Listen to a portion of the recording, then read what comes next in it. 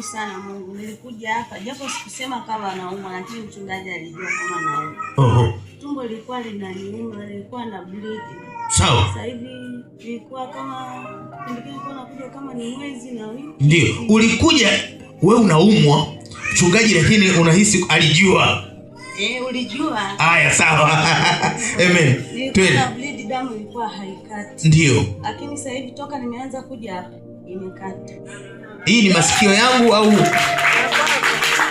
Yaani tangi umekuja? Hapa. Imekata sasa hivi. Hebu ongea kwa sauti, mbona kama unanyonge? Hebu ongea. Hebu ongea kama hivyo.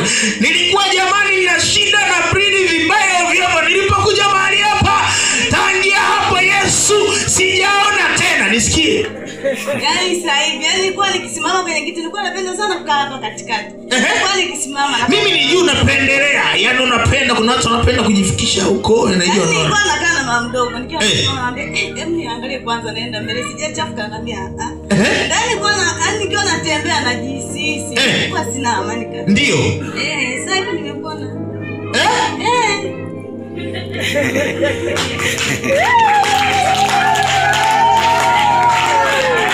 Nafikiri utani mtumishi wa Mungu akiwaambia hata ukija kwa lazima tu, kwa umekuja hapa kwa lazima tu, anawaambia hata kama umekuja tu kwa bahati mbaya, hiyo kwa lazima tu.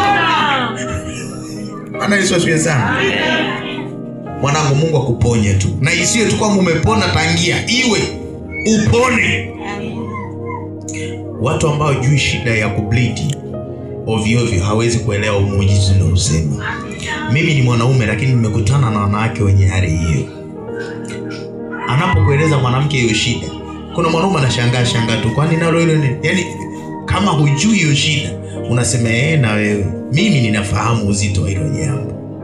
Kwa nafikiri kama kuna miujiza, basi Mungu amemtendea muujiza mkubwa ambao mimi macho yangu hayaamini. Ukienda hospitalini unapigwa madawa, unapigwa masindano, lakini unakuta wapi? Lakini anakuambia alipofika tu hakuna tena. Haya ni macho yangu natazama. Ndio maana nilikwambia mtu kesho akiniamka mimi akanitukana. Mwanangu mmoja tumecheka jana akaniambia, "Baba nilipotembea ndugu yangu kabisa." Nikamwambia, "Ndugu yako asemee?" Akasemaje? Akasema, "Baba amekutukana nikachukia." Akasema, "Ametukanaje?" Akasema, "Mlikuwa kwenye kwaya." Kwaya gani huko? Kwaya gani? Nini? Mpoteza muda huko na nini? Nikamwambia, ishi hapo. Nikamwambia, "Mwanangu isikuumize. Wewe na amani." Mimi ninaona siadhibiwi. Mimi ninaijua Mungu anayefanya kazi.